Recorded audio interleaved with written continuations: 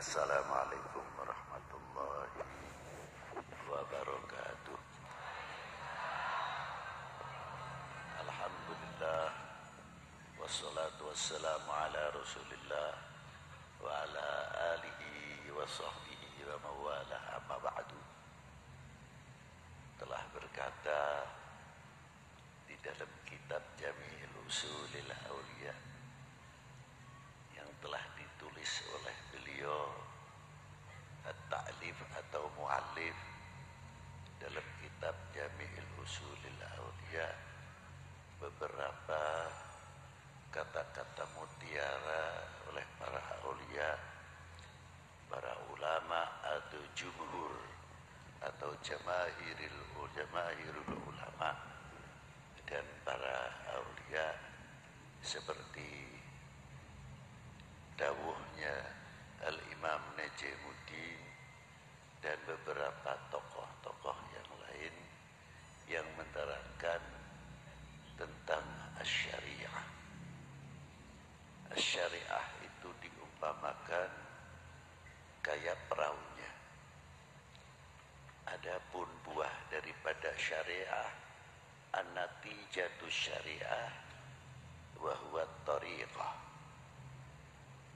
Thariqah itu diumpamakan lautannya. Kelihatannya memang mudah, gampang. Orang mau menaiki perahu, yang jadi nakodanya siapa? Apakah perahu itu akan berjalan sendiri? Tidak mungkin. Mungkin mesinnya bisa dijalankan atau layar bisa dijalankan.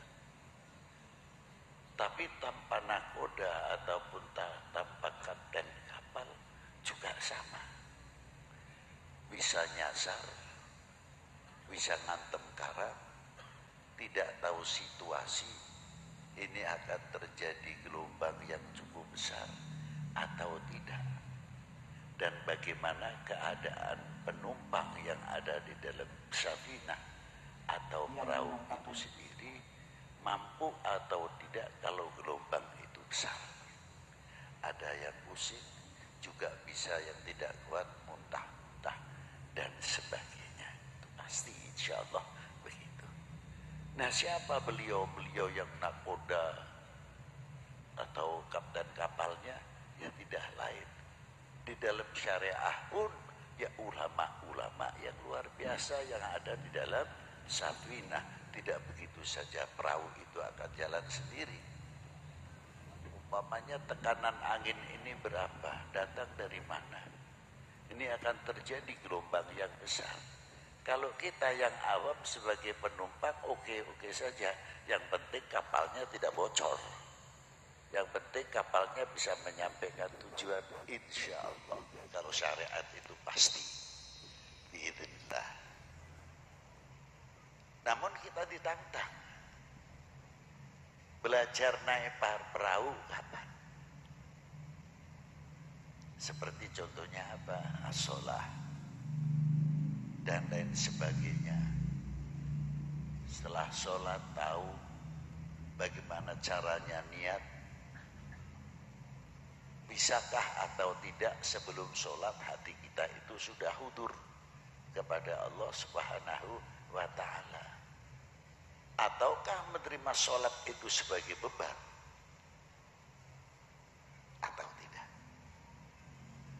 Karena di dalam sholat itu sendiri mencakup dari beberapa hal. Untuk pribadi, untuk hubungan sesama kita, al-mu'min akhul mu'min, al-muslim akhul muslim, semuanya ada di dalam khamsa al-awqat, 5 waktu itu dalam sholat. Maka kalau sabda Nabi, awalu ma yuhasabu yaumal qiyamah as-sholah, ya tepat sekali. Pertama kali yang dihisab yaumil qiyamah adalah sholatnya. Oh, itu kata sabda Nabi tepat sekali. Karena apa? Di situ segalanya. Yang berhubung untuk pribadi, untuk umat. Coba satu contoh waktu kita mengucapkan Bismillahirrahmanirrahim. Alhamdulillahi Rabbil Alamin. Segala puji milik Allah Subhanahu wa ta'ala yang menguasai, raja semua alam, untuk manusia khususnya yang berakal. Lanjutkan, Ar-Rahman Ar-Rahim, Malik Yaumiddin, pengenalan diri dengan ikrar dalam suratul Fatihah, Alhamdulillahi Rabbil Ar-Rahman Ar-Rahim. Di dalam kitab Khazinatul Asrar disebutkan, ketika orang membaca suratul Fatihah, Alhamdulillahi Rabbil Alamin, dijawab oleh Allah Ta'ala apa? Haqqi, itu milikku. Ketika kita sampai kepada Ar-Rahman Ar-Rahim, dijawab oleh Allah Ta'ala apa? Haqqi, itu milik saya. Tiada sekutu baginya. Ketika sampai Malik Yaumiddin, Haqqi, itu milikku. Sejauh mana kita mengetahui dalam tafsir suratul Fatihah ketika kita mengucapkan Malik Yaumiddin? Kalau kita mengingat itu mestinya takut. Sebab apa? Untuk menunjukkan kalimah Malik Yaumiddin, kullu syai'in halikun illa wajhah. Bumi, langit semua hancur semua. Malaikat pun ikut mati, jangan dikira tidak. Semua mati. Lalu Allah Ta'ala berfirman apa, bersabda apa di tengah-tengah itu? Hai, mana orang-orang yang mempertuhankan selain aku? Tidak satu pun yang bangun. Tidak satu pun yang nongol. Di situ kita melihat bahwa al-wahidul ahad, as-samadul ladzi lam yalid wa lam yulad wa lam yakul lahu kufuwan ahad. Al-awwalu bila ibtida' wal akhiru bila intiha. Selain Allah Ta'ala mawjudun ba'dal adami wal fana. Kita tahu nanti tauhid di situ. Lalu kita apa yang kita persiapkan pada waktu kita akan menemui sejanjinya Allah Ta'ala yaumil qiyamah? Apakah kita sudah mempersiapkan diri untuk menghadap? Bekal apa yang harus kita persiapkan? Tidak terlepas hanya kuncinya husnul khotimah yang kita harapkan. Satu. Kedua, ampunannya. Yang ketiga, tidak terlepas sebagai tawasul kita mengharapkan syafaah bagi Nabi sallallahu alaihi wa alihi wasallam.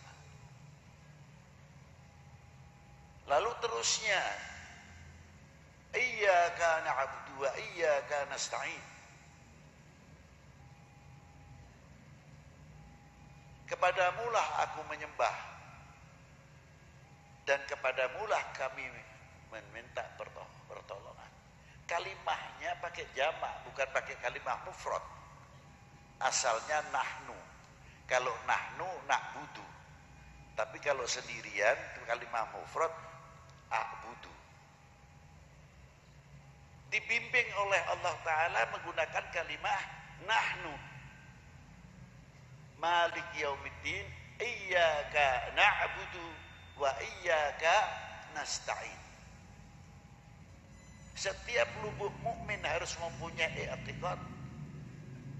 Kepadamulah kami, siapapun kami, bukan pribadi saya saja.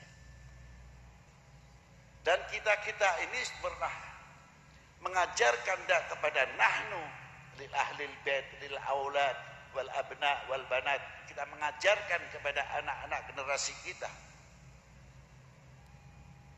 bertauhid kepada Allah Subhanahu wa taala. Sejauh mana kita mengajarkan tauhid kepada anak-anak kita?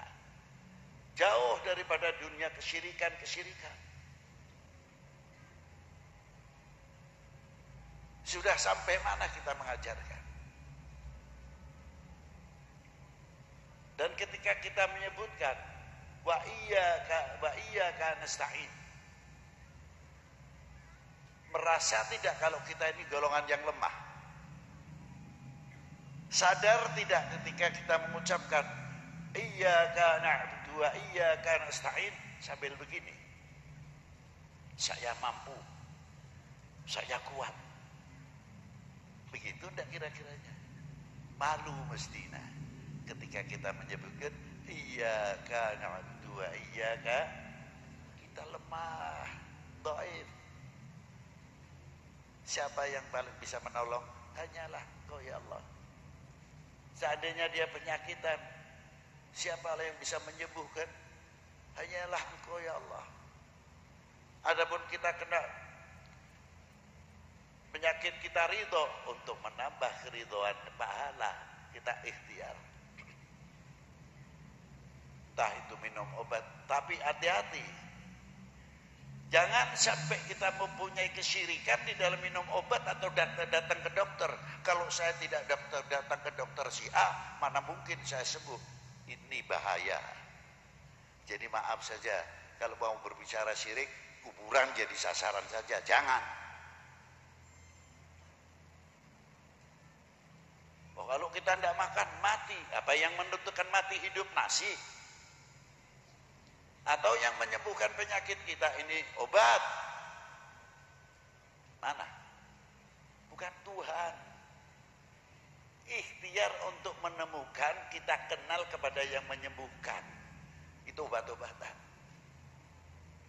Ketika kita makan, sudah sampai tidak? Kenal kepada yang memberikannya, atau hanya dapat kenyang?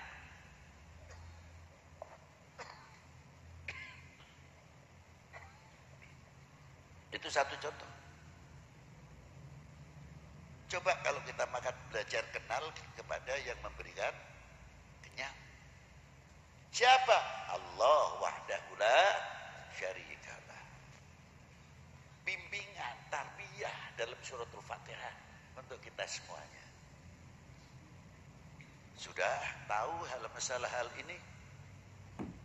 Maka ketika kita menyebut iyyaka na'budu wa iyyaka nasta'in, Allah Ta'ala berfirman apa?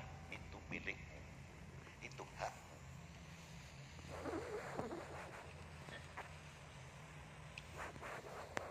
Kepedulian kita sejauh mana dalam mengucapkan ihdinas siratal mustaqim? Lafadznya juga pakai jamak, bukan ihdini, tapi menggunakan apa? Ihdina, maknanya aja tunjukkanlah kami jalan yang lurus. Apakah itu untuk peduli antar kita, al-mu'min ahul mu'min, al-muslim ahul muslim? Kalau tahu benar masalah ihdinas siratal mustaqim, tidak ada antar muslim itu ribut saja. Tidak ada ikhtilaf, khilafiyah itu kecil. Tapi lebih akrab, lebih menjalin, saling menghargai di antara satu sama yang lain. Sebab setiap sholat kami sadar, saling mendoakan. Tunjukkanlah kami jalan yang lurus. Bukan untuk akhirat saja. Tunjukkanlah kami. Mungkin yang dagangannya masih pasar sepi dan sebagainya, atau mengalami problema dalam hidup dan sebagainya. Ya Allah, tunjukkanlah kami, ekonomi kami, saudara-saudara muslim kami khususnya, jalan yang beruntung, jangan sampai menempuh jalan kerugian dalam berekonomi. Ketika kita mendoakan, ingat dunia pertanian juga, semua petani-petani kita muslim khususnya, umumnya pada bangsa ini.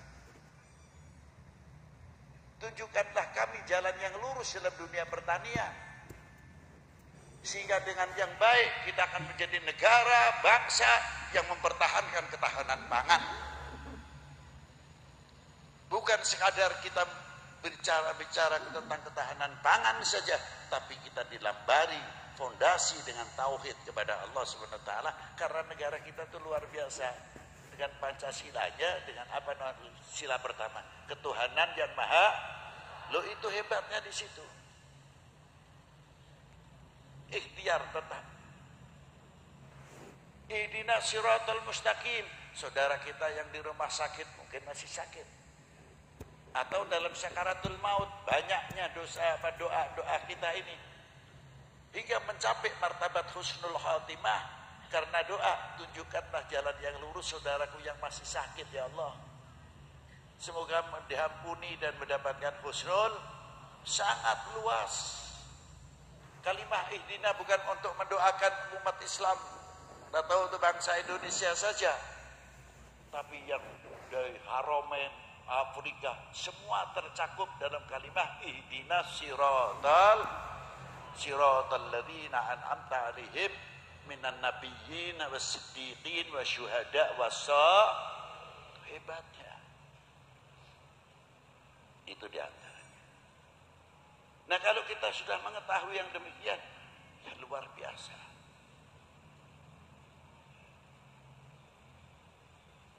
Itu pun di dalam membaca suratul Fatihah tidak bisa kita akan menafsirkan dengan otak hasil kepala sendiri.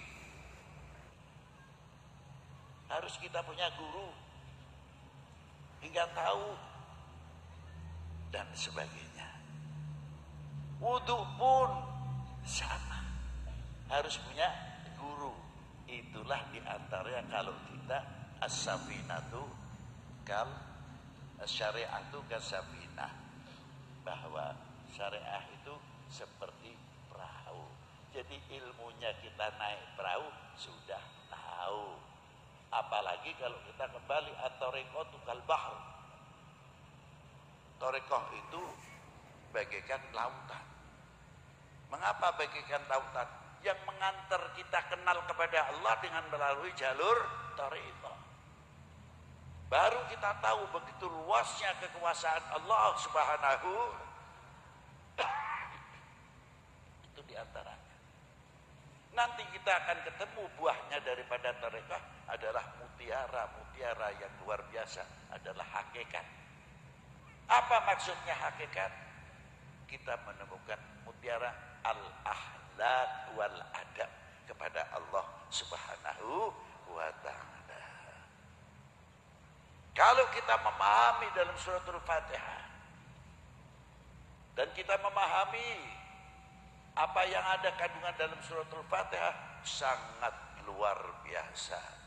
Apalagi di dalam pasti kita berhubungan dengan baginda Nabi sallallahu alaihi wasallam. Setiap sholat, entah itu wajib, entah itu sunnah, berapa kali kita mengucapkan Assalamualaikum ayuhan nabiyyu wa rahmatullahi. Itu di makam baginda Nabi itu dengan hadis yang cukup kuat. Dalam kitab Sa'adatul Darain ada satu malaikah yang selalu menerima sholawatnya umatnya baginda Nabi sallallahu alaihi wasallam. Dan selalu malaikat itu menyampaikan kepada Rasulullah, sholata fulan bin fulan ya Rasulullah, bapaknya di bawah. Itu hebatnya. Berapa kali setiap hari kita berhubungan dengan Rasulullah, Assalamualaikum ayuhan nabiyyu wa rahmatullahi wa barakatuh. Kita semakin kenal kepada Allah, semakin dekat kepada Allah, semakin kenal kepada baginda Nabi SAW yang menuntun kita kenal kepada Allah Subhanahu wa ta'ala. Kenal benar, malu rasanya. Insya Allah dunia ini aman. Mau ramenya politik, mau ramenya apa, terserah. Nanti 2024 umpamanya. Tapi karena kita takutnya kepada Allah, malu kepada Allah, malu sama Rasulullah SAW, kita tidak mudah menjadi bangsa atau menjadi umat yang terpengaruh oleh hoax dan sebagainya. Tidak mudah kita dipecah belah. Indonesia adalah tetap Indonesia, tidak ada Indonesia dua. Merah putih hanya satu, tidak ada merah putih.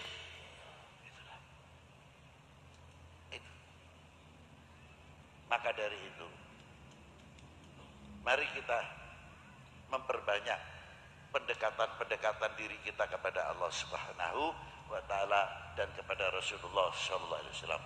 Selanjutnya dan selanjutnya dan selanjutnya. Wassalamualaikum warahmatullahi wabarakatuh.